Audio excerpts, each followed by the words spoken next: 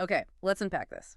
You probably hear the word fascism used a lot today, right? Constantly. It gets thrown around. Yeah, often as just a quick label for something disliked, maybe authoritarian, especially in, political arguments. Exactly. A shorthand. But what if that common understanding isn't the whole story? Our sources for this dive deep, suggesting, well, you might think you know what fascism is, Hmm.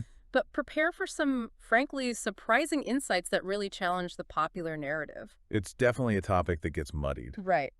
So our mission here in this deep dive is to explore fascism's historical roots, its ideological characteristics, and we'll examine a perspective from our sources arguing it's often, well, miscategorized today. Yeah, particularly where it sits on the political spectrum. Exactly. We'll look at its core definitions, some surprising economic policies, its philosophical underpinnings. And even how some prominent figures viewed it back in the day. Yes, influential figures in early 20th century America. Now, we know this can be a provocative topic, Absolutely. and the viewpoint in these sources does run counter to a lot of what you hear. But for those of you looking to be truly well-informed without getting totally bogged down in jargon, Right. this deep dive promises some genuine aha moments. That's the goal. And I think to really cut through the noise, we need a clear working definition first. Good idea. Where do we start? Well, drawing on the common characteristics identified in our sources, especially Nick Freitas's analysis, first up, nationalism. Okay, but not just patriotism. No, not just loving your country. It's more fundamental. It's the idea that the people are the state and the state is the people. Okay. Mussolini put it starkly. Everything for the state, nothing against the state. It's about this single collective national will, inseparable from the state itself. Got it. What's next? Then comes authoritarianism. Think strong leaders. Yeah. Figures who claim to speak for the people. Right, the embodiment of that will. Precisely. And they wield extreme authority across, well, everything. Legislation, industry, education, the works. Okay. And you mentioned totalitarianism, too. Is that different? Yeah, it's related but distinct. Totalitarianism takes authoritarianism a step further. It means that national will gets into every single aspect of culture and life. Every aspect. Like what? Arts, entertainment, schools, healthcare, the media. Yeah. No area is untouched by state direction or, influence. The state isn't just in charge, it's kind of interwoven into the very fabric of existence. Wow. Okay. That's comprehensive. It is. Fourth is militarism. And again, this is more than just military pride. How so? It's about using what they call the moral authority of war for policy, both foreign and domestic. Huh. Using wartime ideas in peacetime. Exactly. The aim is to keep that wartime structure, singular purpose, strict hierarchy going even in peacetime to solve society's problems. That's why you often saw leaders in military uniforms. It symbolized that unified, disciplined approach. Makes sense. And the last one? And finally, collectivism. Wow. This is really a cornerstone. The state actively controls the economy, controls resource ownership. Reinforcing that idea. That the state is the people. There's nothing outside its boundaries. Everything serves the collective, as defined by the state. Okay. So putting it all together, when we talk about fascism, you're not just thinking about some generic bad guy label. No, absolutely not. You're thinking about a specific integrated system. The individual is sort of absorbed into the state. It's a whole ideology. A comprehensive worldview, yeah. Keep these criteria in mind, everyone, because our sources are about to take us into some really unexpected territory, especially when we look at the economics of fascism. Indeed. And this is where I think it's quite a twist for many people. The sources argue that fascism, particularly Nazism, was, well, virulently anti-capitalist. Anti-capitalist, that sounds counterintuitive to the popular narrative. It really does. And they argue it bore significant socialist characteristics, leaders like Hitler and Mussolini. They didn't just dislike capitalism. The sources say they actively hated it. Hated it. Yes. And identified far more with socialist ideas. Yeah. I mean, remember, the acronym Nazi itself stands for the National Socialist Workers' Party. Right. Right. And Mussolini, early in his career, he was a prominent socialist, even edited a socialist newspaper. Okay, so they're platforms then. Presumably not very free market friendly? Not at all. A core principle for both Nazi Germany and fascist Italy was the nationalization of industry. Meaning the state-owned key industries. State ownership or collectivization, yeah. Critical industries, major industries. They even talked about taking over large retail stores like big box stores. Wow. So what about private businesses? Did they exist? Some private ownership did exist, sure. But, and this is key, it was heavily regulated. completely subordinate to the national will, as they called it. Which really meant the state's will, or Hitler's will. Pretty much. Businesses had to follow strict state rules, produce what the government told them to, Yeah. or risk being seized. Yeah. So, calling that truly private enterprise in the way we usually think of it, it's a bit of a stretch, according to these sources. Okay. What else on the economic front? They also aimed for the abolition of unearned income. Unearned income. What does that mean? Like investments? Exactly. Think about income from investments, like a 401k today, or stocks. If you weren't directly working the means of production yourself, that income was seen as unearned, That's fascinating. isn't it? And there were pervasive, heavy regulations across the board for businesses, including things like mandatory profit sharing, where the state basically dictated how profits were split up. Mandated profit sharing. And Yeah. what about services? Another key component, strong support for government-run services, healthcare, education. Was that just about public welfare?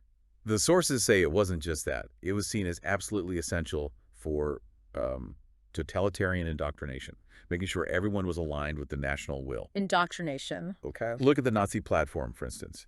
It explicitly included things like guaranteed jobs, nationalizing large corporations, expanding old age insurance, basically, a form of social security. And the Italian fascists.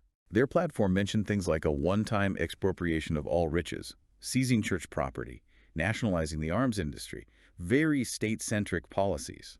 This is where our sources really push back against that common assumption, isn't it? The idea that fascism is automatically a form of capitalism. Directly contradicts it. They point to these platforms, these policies, and say they look much more like socialist or maybe corporatist economic models. That's the argument, yes. Yeah. Corporatist in the sense of state-controlled syndicates, not modern corporations. Right. It makes you think. If you just heard about guaranteed jobs, nationalized industries, state control over profits, without the label fascism, what would you call that ideology? It definitely forces you to reconsider the usual categories. It really does. Absolutely. And this collectivist economic view, it wasn't just about money or industry. It fundamentally reshaped their whole understanding of individual liberty. How so? Pushing back against older ideas. Exactly. Pushing back hard against classical liberal beliefs. The tradition emphasizing individual liberty, private property rights, representative government. Fascists rejected that. But they used words like freedom, didn't they? Oh, they used freedom and liberty, but they completely redefined them. For fascists, true freedom wasn't about individual autonomy, doing your own thing. What was it then? It meant having basic provisions given by the state, a job, healthcare, education. And it meant operating within the state apparatus, serving that national will. So individual rights took a backseat. They were actively rejected in favor of collective rights. Rights geared towards things the collective provided, like a right to a job or a right to health care, provided and managed by the state. It sounds almost paradoxical. They rejected individual rights but claimed it was democratic. Yeah, it sounds strange to us, but they argued their system was a highest form of democracy. Their reasoning. The people in the state were one entity, so the people were in charge, by definition. Even though they got rid of individual voting and those classic rights? Precisely. Hitler, for example, talked about building a state based on internal social justice. He wanted to banish want and fear, create a socially just state, a model society that would eradicate all social barriers. Sounds almost utopian in a warped way. He even explicitly said the essence of socialism is human welfare rooted in a fuller life for every German from childhood to old age. That's a direct quote highlighted in the sources. Wow. And property rights. You mentioned they were subordinate. Hitler was clear on that too. He said property owners were essentially appointed by the state.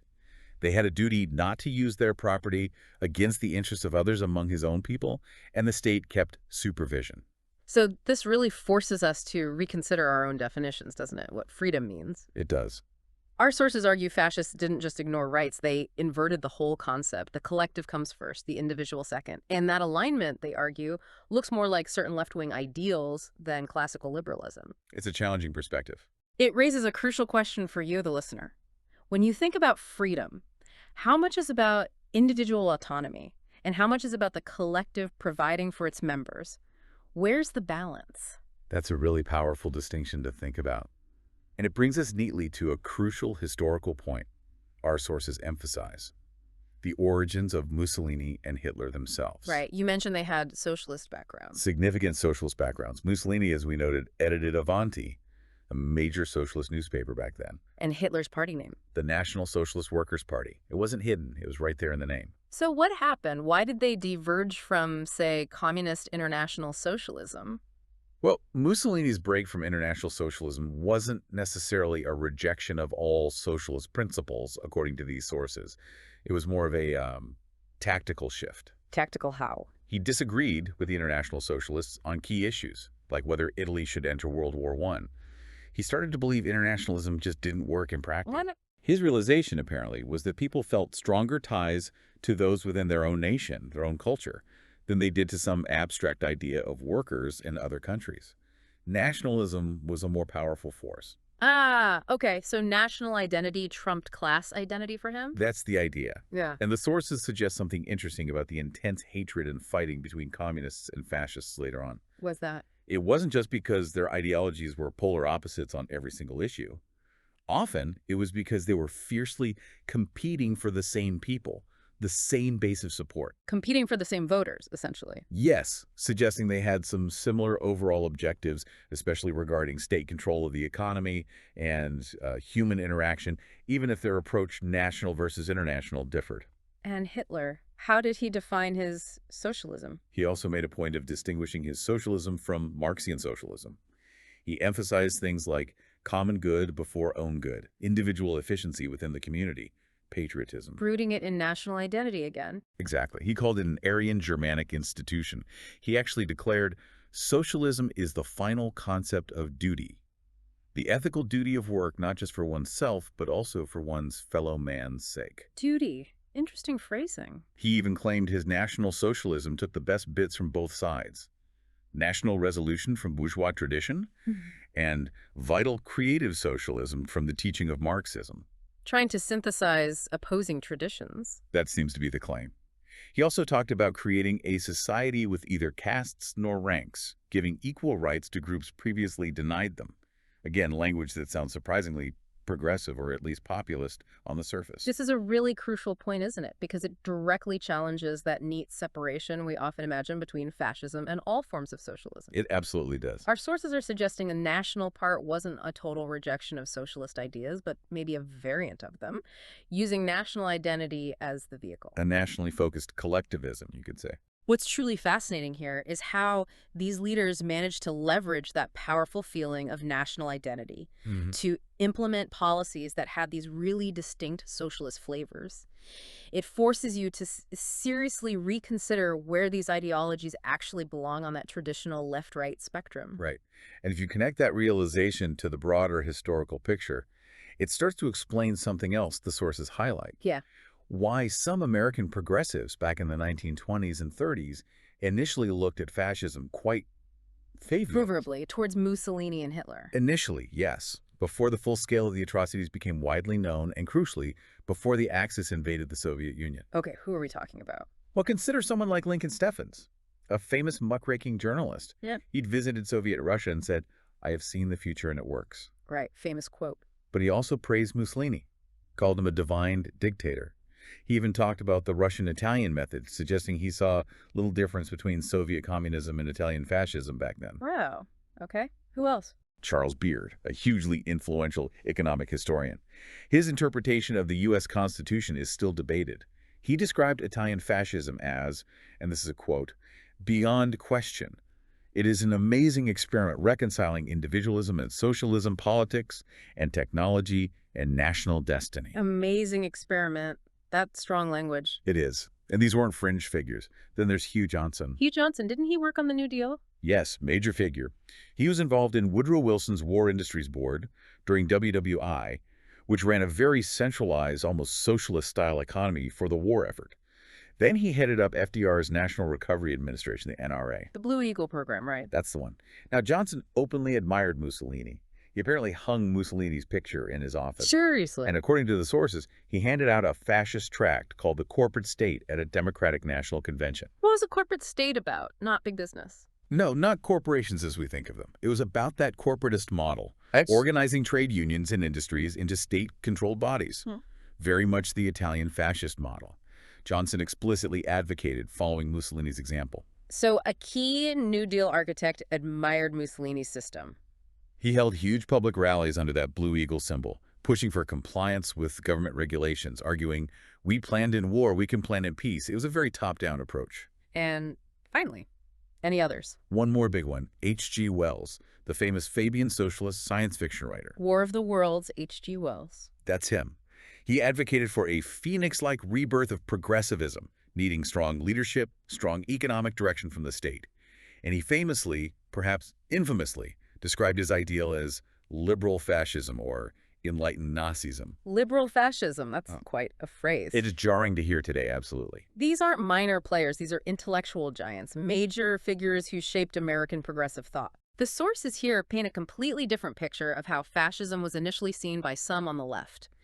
There was this surprising degree of admiration, maybe even ideological overlap. There seems to have been, yes. It really begs the question, what did these prominent progressives see in fascism back then that resonated with their own visions for society? And why did that perception change so dramatically? Well, that shift in perception, according to our sources, is directly linked to a figure they claim has been almost erased from history, particularly by some left-leaning historians.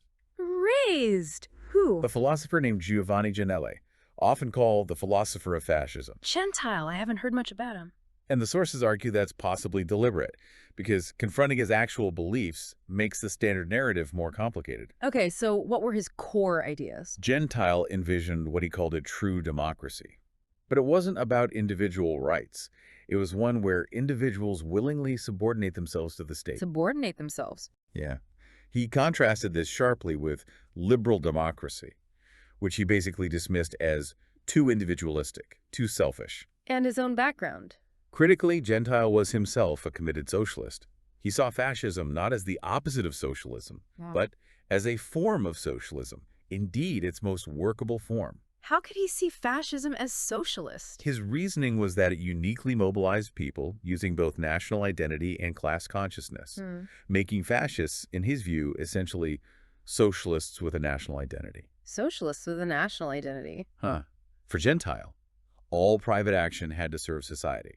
There was no real distinction between private interest and public interest. The state was just the administrative arm of society, controlling everything. Everything. Not just in economic matters, he argued, but in all matters, total state direction. And Mussolini himself, in his famous work, The Doctrine of Fascism, was essentially paraphrasing Gentile when he wrote that line. All is in the state, and nothing human exists or has value outside the state. That's a chilling line. It is. Now, here's the kicker. Our sources argue that Gentile's philosophy actually closely parallels that of the modern left, particularly in its championing of the centralized state. That's so.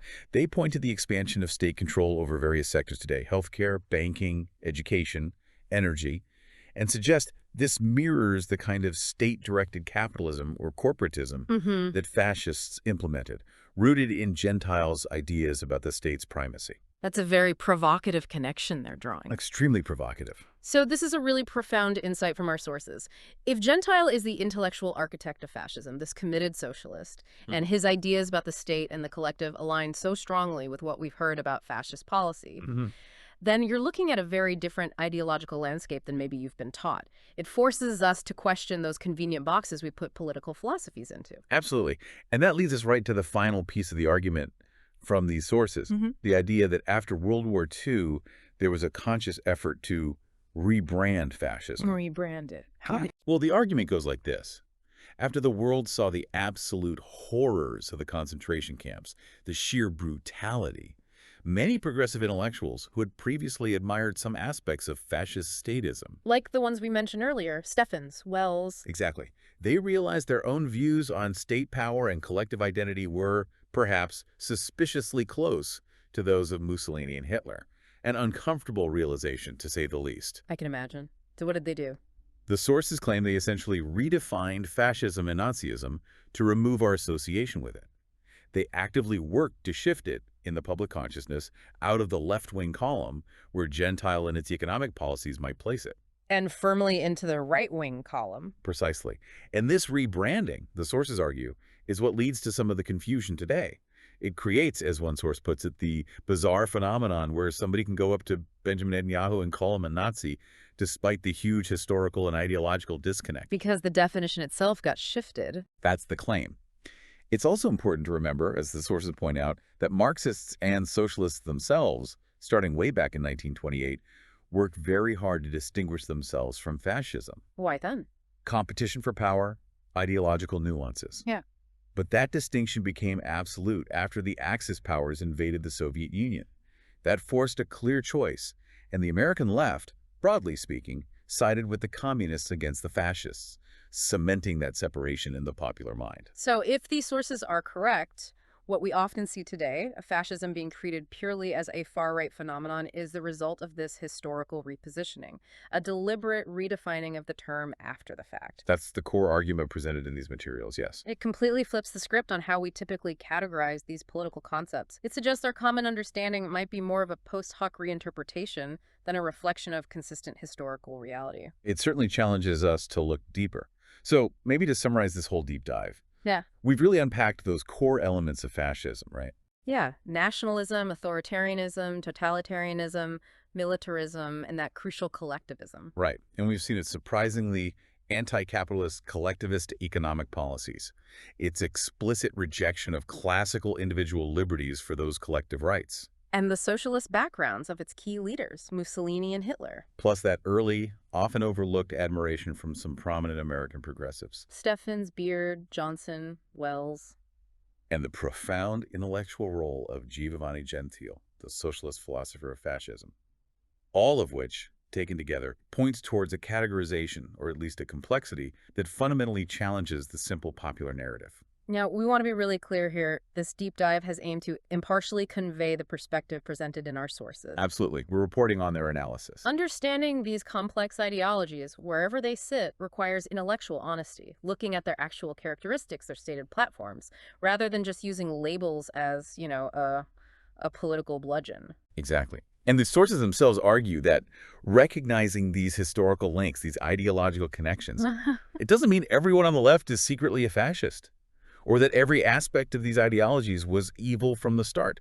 That's not the point. No, it's about encouraging a more nuanced, historically accurate understanding, moving beyond simplistic labels. A nuanced position, yes. And so, given everything we've explored today, fascism's origins, its stated principles, how it was viewed early on, and how its definition might have shifted, here's a final thought for you to maybe chew on. The next time you hear a political label thrown around, any label really, not just fascism, maybe ask yourself, are we using a definition that's historically accurate? Or one that's been strategically redefined over time. And what deeper understanding might we gain if we look beyond those surface level accusations and really dig into the actual ideas and the historical context? It's about critical thinking when it comes to these powerful labels. Definitely something to think about.